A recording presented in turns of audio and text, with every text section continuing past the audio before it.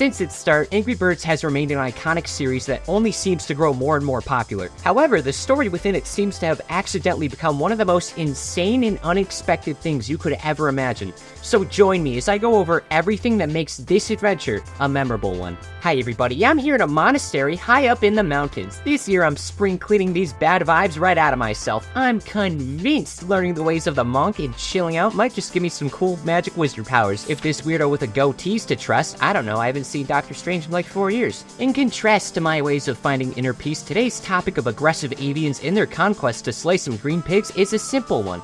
But also, not really. Angry Birds takes place in...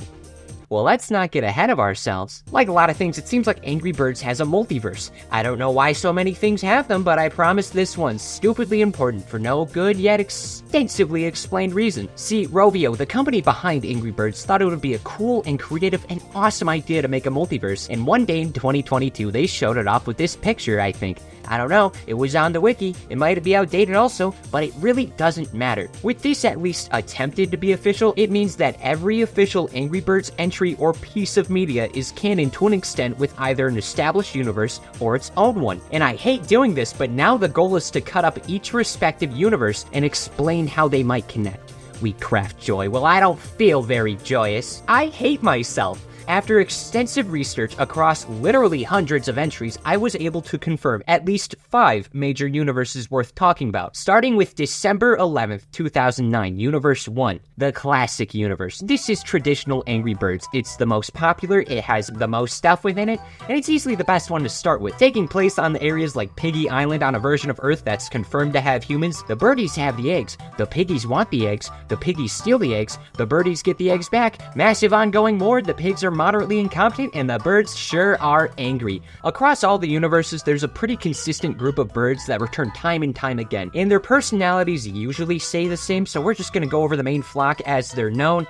and save the rest for later, if or when they matter more. Even then, most of these guys aren't too important. Red's the Angry Bird. He's most committed to the bit. Chuck's fast and impulsive. Bomb's kind of inconsistent, though he's usually a dumb funny man. The Blues are this trio of typically kind of annoying children. Terrence is a war criminal. That's not a bit. He belongs in a supermax prison. Matilda shoots explosive eggs. When I was a child, I thought woman birds couldn't get angry for most of my life. I thought this was a man. That's my bad. Stella's the other girl, not to be mistaken with the other girl or the other girl. Those ones don't matter. Hal doesn't really have any gimmick other than being a boomerang. Hal, why do you look like that? And Bubbles likes candy. He's also able to turn into a balloon. He's also orange. He's my favorite. Now again, there's still a few more birds. For example, Terrence has this cousin named Tony from Finland. I think Joe is cool, and it's kind of a bummer that nothing gets done with them. There's also this one named Silver who does nothing, not to be confused with this different one named Silver who is relevant in another universe. But the Mighty Eagle?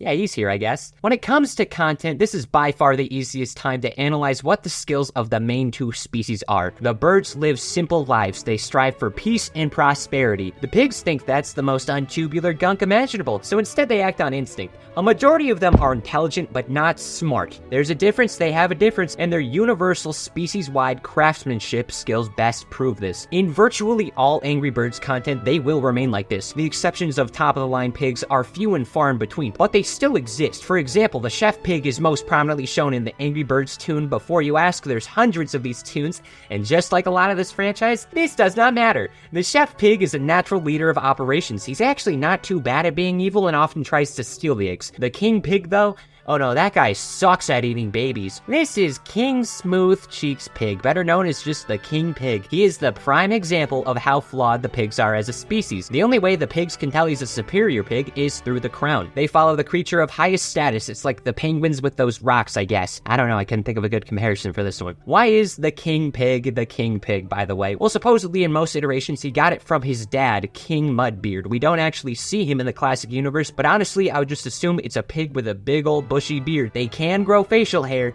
and this is a nepotism baby. In terms of classic, it was really hard to find like anything of value. I went through everything, and I really do mean it, and this portion of the Angry Birds is just a thing that has an endless loop of conflict. I looked through the cartoons, I looked through each variant of the game, and I even went through all the short-lived comics, and almost everything was about getting those same 3 eggs in some sort of unique way. Sometimes Bomb gets a shockwave ability, sometimes they use special disguises to sneak around. Currently, the classic game is partially on an indefinite hiatus, in part from Red's Mighty Feathers, the latest chapter of the first game not getting fully finished. Hell, the comics don't even have that much. I mean, it all looks good, it's nice on the eyes, except for Hal's wildly inconsistent design. Hal, why do you look like that? But truthfully, it's just an old-fashioned race war that happens within children's media suspiciously too often. That is, of course, with one exception. Out of everything that could have gotten some sort of wacky hijinks, why did Stella get the most shit? Stella goes on a brief yet needed extended vacation that lasts from 2014 to 2016, where she goes to this place called Golden Island with a stellar bird population of 5. Now, there's a chance that this event specifically happened before Stella met Red or any of the other games happened, but I wouldn't know. When one of your mascots a triangle, anything is possible. Anyway, on this island, there's Dahlia, Poppy, Willow, and Luca. I'm sure they're happy to be here, and they look vaguely like my old co-workers at my old job, though unfortunately, they're all slingshot fodder in the long run. The only one that does matter is Gale. Originally, she was best pals with Stella, but greed did agreed, and now they aren't that. Gale found the one crown, so by pig logic, she's the queen. In Season 1, everyone else will just be having a good time until Gale exists non-consensually and then causes problems. This would escalate to Gale trying to find the golden egg and struggling until they're caught in a near-active volcano. Gale apologizes for being a dictator and almost killing Stella, and Stella's way too forgiving. Stella barely makes it out, but then Gale gets greedy, she tries to go for this golden egg, and she dies. For like 3 days, because in Season 2 of this spin-off of this universe, of this multiverse, of this franchise, she survives and they become friends again, until the pigs come back, and we're back in the loop. Time isn't even a circle in this world, it's just a smaller circle. This season does see Gale finding the golden egg. It has a Midas touch ability when colliding with any object, and getting tapped by it again ungoldifies the gold. But the trade-off is that more life on Golden Island dies based on the amount of gold. I'm sure you're shocked what comes next! Eventually, the golden standard leads to a famine, and Gale invites everyone to a dinner party, but Stella declines, and so Gale starts killing everyone. Until that doesn't happen, Stella and friends win the fight, with their friendship forever being in limbo. Like, there was never a continuation on this. We actually don't know what happens next. Well, maybe we can check out the games. Oh, right! This series is owned by Rovio. They're horrible at having things continue, but they aren't horrible at netting collabs. As mentioned before, the canon of Angry Birds exists on a version of Earth where a whole bunch of real-world things exist, plus some less real stuff. The Smurfs exist, the birds fight for McDonald's, they get Coca-Cola, they get Starburst, they get pistachios, and they even save all the birds in Rio based on the 2011 hit film Rio. One time, the pigs are found stealing Cheetos, so the birds join forces with Chester the cheetah. The voices in my head are getting louder, but they don't become Transformers. That's its own universe, but the Angry Birds Transformer comics are canon to this universe, not the actual Angry Birds Transformers, so it's canon, but it also isn't. This comic has all the characters getting exposed to a second magical egg that turns them all into Transformers. They're doing Transformer battles over 3 eggs. The pigs could easily buy this at an ordinary human grocery store. You are flawed, and you are unloved! But hold on. Sonic is not canon. In Angry Birds Epic, the game trailer literally says, "It all started a long time ago, in a world that was completely made up. It's not real, Sonic's not a wizard, the Duolingo bird is fine, they're friends." I know one of you are scratching your oversized chin and going, "Oh, what about Angry Birds Star Wars?" Well, that's actually connected to March 22nd, 2012, Universe 2, this space universe. Why is Angry Birds Space its own universe? I don't know. Rovio just said so in that one image. I know based on some of my comics, some of you stupid children are gonna say nuh-uh about this situation.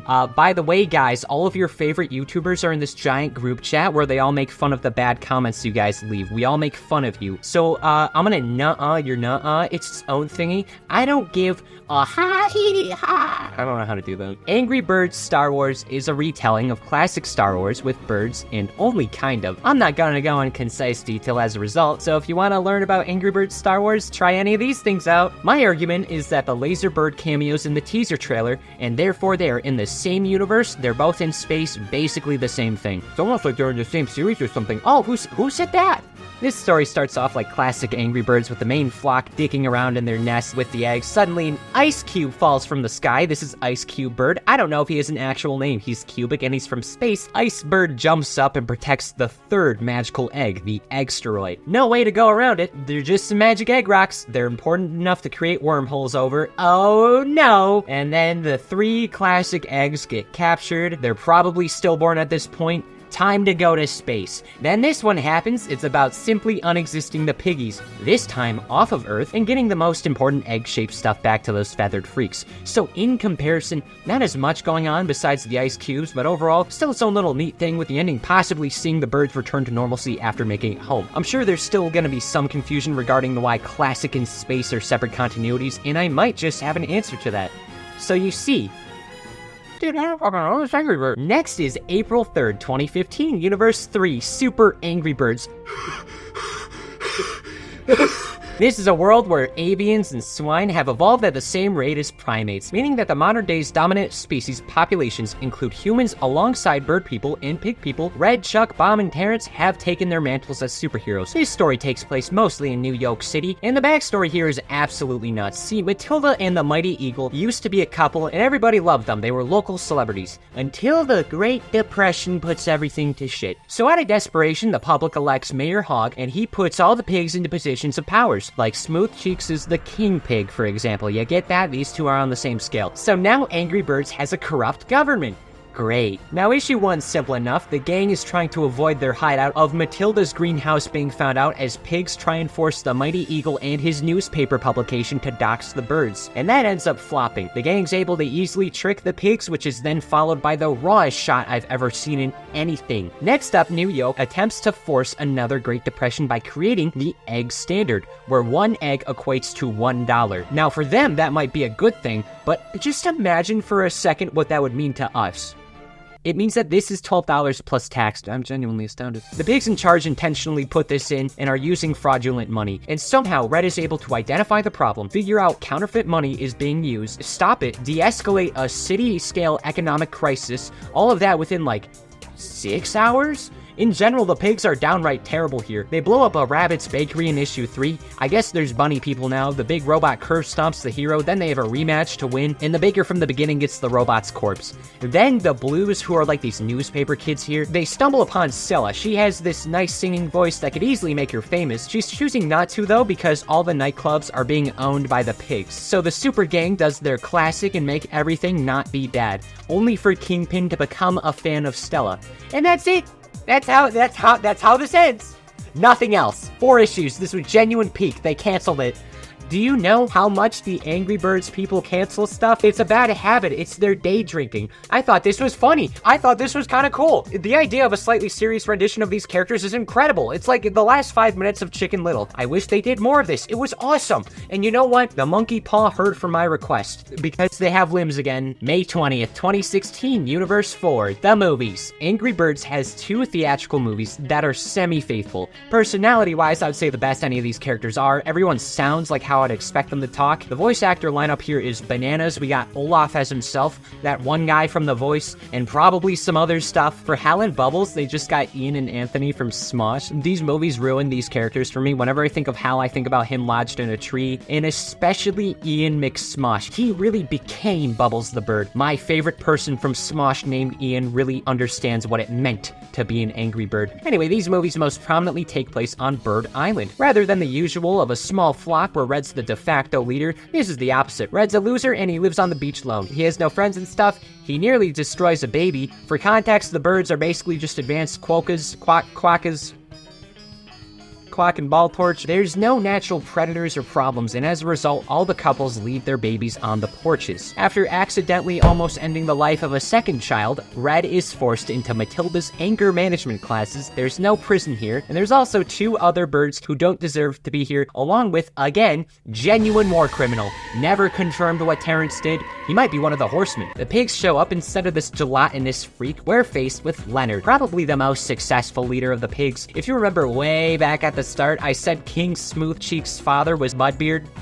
Leonard has a beard and is probably muddy. His full name is Leonard Mudbeard. That's probably enough for me. This thing's a father. He hasn't left his family yet on account of the fact they don't exist yet, but when that family does exist, I wouldn't be shocked if he left just like all the other King Mudbeards across the universe. To be fair, I'd be upset if my child looked like this. Leonard destroys Red's home and nobody cares. They have an awful criminal rehab program. The main trio all find Peter Dinklage, the Mighty Eagle, and after drinking piss, having mental breakdowns, and dreaming about whatever's going on here, in Chuck's deranged little triangle brain, they are able to do it. Only to realize the Mighty Eagle guy named Ethan the Eagle, he sucks. He genuinely is a bad person.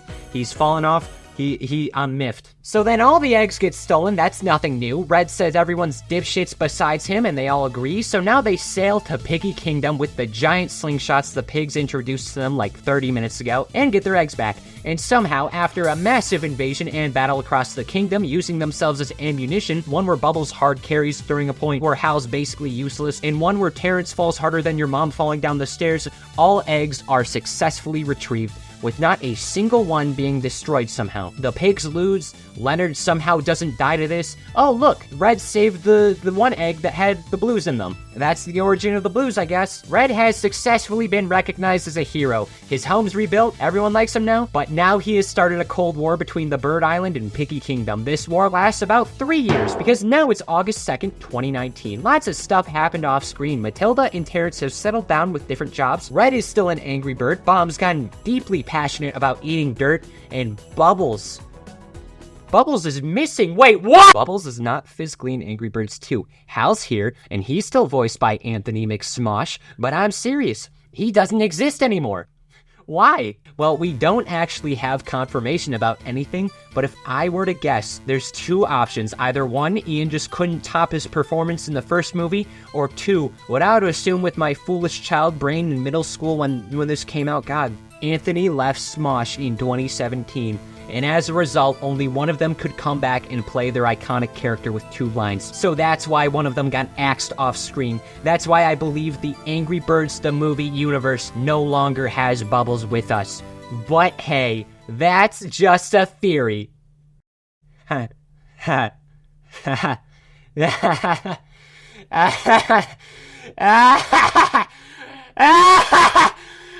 A bird theory. One day, a mysterious ice cube falls from the sky. No, not the cool ice cube, just the one from Eagle Island. There's a new eagle named Zeta, I'm gonna say one or the other, you can't get mad, who's trying to force the other warmer islands to evacuate. That needs to be stopped. So the birds have this truce with Leonard and make a high squad to infiltrate their base and take it down. This has nothing to do with Angry Birds. Who else is gonna join their mission, though? Well, Mighty Eagle's back. Harry the genius pig, he's not that important. There's this thing. This is a millennial creature. This is a canon OC. It's voiced by Aquafina. I have this theory that Aquafina is like some sort of omnipotent being who can force herself into specifically animated movies as like semi-important side characters, but that's a rant for another time. And then we got Silver. Now at this point, Angry Birds 2 was already released, but I'm gonna assume these two just share the same names. The trapezoid one is irrelevant. Just like Red, Silver hates herself and is an angry bird. You can tell because she voluntarily chose to be an engineering major. On a speed dating thing, they mutually agree they don't like each other. Tell the rest of the movie, she's coming along anyway, since Chuck and Silver are siblings. A lot of weird family tree connections in these movies, wow. The gang goes on a heist to stop Eagle Island from destroying the lives of other islands, and then the Mighty Eagle immediately bails. But I'm not gonna share what happens yet.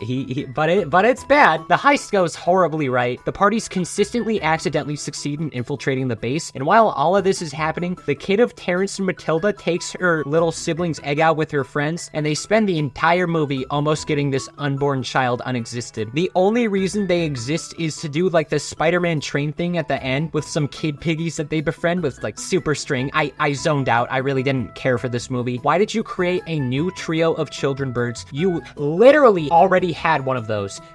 Why did you make new characters? The Eagles have lost Zeta, and to make matters worse, Mighty Eagle tries to defuse the situation. And this is the best time to talk about how awful he is. Initially in the 1990s, at Eagle High, the Mighty Eagle and Zeta were high schoolers in a totally lovely little relationship. One day, Zeta asks him to marry. He says yes, therefore making her bitter forever. Holy spaghetti and shiitake mushrooms, you are awful! To make matters worse, the other little house spawn is the daughter of the two of them.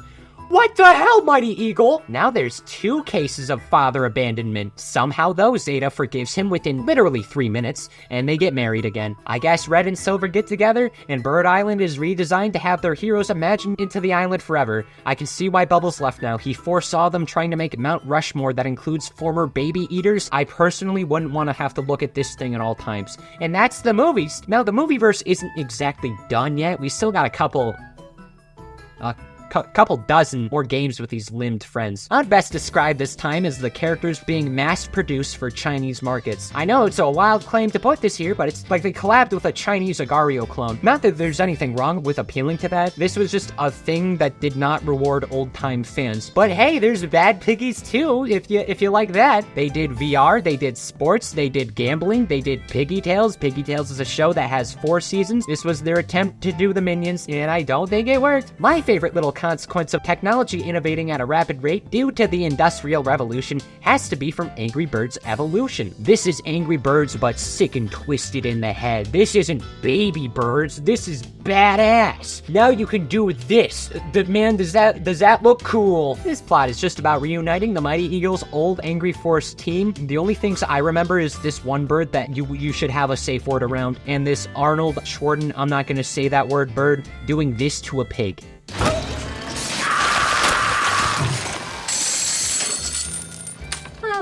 This is a consistent thing throughout all the games. What is wrong with the world of Angry Birds? Bird is the word. Bird franchise? Why was Shakira here? Why is Shakira angry? I can see the wrath in her eyes. Why is she angrily tricking the pigs to build schools? What am I talking about? This is paying for my tuition! And that really leads us to June 15th, 2021. Universe 5, the best case scenario. This is the only time where I truly believe any of these universes actually collide to a greater extent. And it's the result of another version of Red I have yet to talk about. In a more modernized version of the movie's Bird Island, Red has truly stepped back with Silver and has found a new ambition in his life as a gaming TikTok account. Oh, mommy. Smash.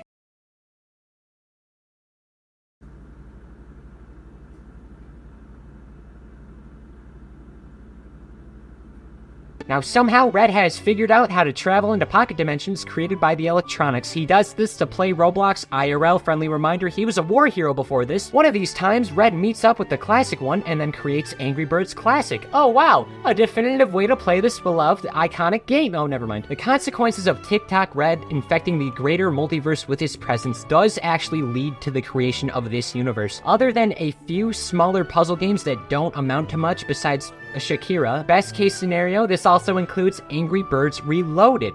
This might be the best of the best. Classic, space, and movie content all collide to make this massive package of content that includes all the main flock, the pigs. Hal even looks tolerable. The order of events go classic to movie to space this time around. Classic antics ensue until this game's equivalent of the second movie happens, and then once the movie ends, the Eagles attempt to recapture Zeta, but this turns out to be a trap for the Mighty Eagle. Wowzers! I hate everything going on here. Why are they horny? Now, there's still a couple of rough patches between the birds and pigs. There's this massive communication at Thanksgiving. A few rogue pigs start writing their names on massive historic landmarks, but otherwise, the feuds of these guys have been mitigated to a more casual scale. And hey, this is a pretty cool way to celebrate everything that makes this world what it is. I might just go out and try it. Oh, wait, this is worthless. That's fine. I didn't want to look at Courtney the Aquafina pig anyway. You're gonna be my paralysis demon for a while. Well, gang, that's about all the Angry Birds content I could find, is what I'll say in about 30 seconds. Let's talk about what to expect now. Angry Birds, as I see it, has been and probably will continue to be screwed over in part just because of the actions of their creator. Sega recently did take the action to buy Rovio, so I guess Sonic could be canon now. The best way to describe this piece of our culture is as a flawed franchise with a flawed bunches in charge who are continuously making this series questionable, yet there's a loyal fan base for some reason. It's Sonic. Angry Birds is gonna be the next Sonic, and I mean that in the most derogatory way possible. It just keeps getting the short end of the stick. But who knows, maybe in the future we can have something brighter. Maybe we can move on from being reliant on Minecraft, or weird puzzle spin-offs, or some Netflix show where they're in like a summer camp, I guess, or who asked for this? Or this weird Viking RPG? What is this for? What is Angry Birds? Why are they farming? What is going on? How? Why do you look like that? Well, gang, that's all the Angry Birds content I could find. And now I sure do want to bleach my eyes out. I hope you learned something cool. I hope you don't like multiverses as much as I do. Not to be mistaken with multiverses. That one's alright. Swap this statistic around, use my Gamersupps code, it's Choopo, and I don't know, I'll attempt the excellent challenge. Hopefully the birds won't get too angry about eating eggs. If I can eat eggs, that is. You know, I'm personally not too informed about monks. This is my first day. All I know is that they're very nice people, and they wear cool robes. So I'm just gonna go outside and think about this. Okay, so what else do I know about the monks?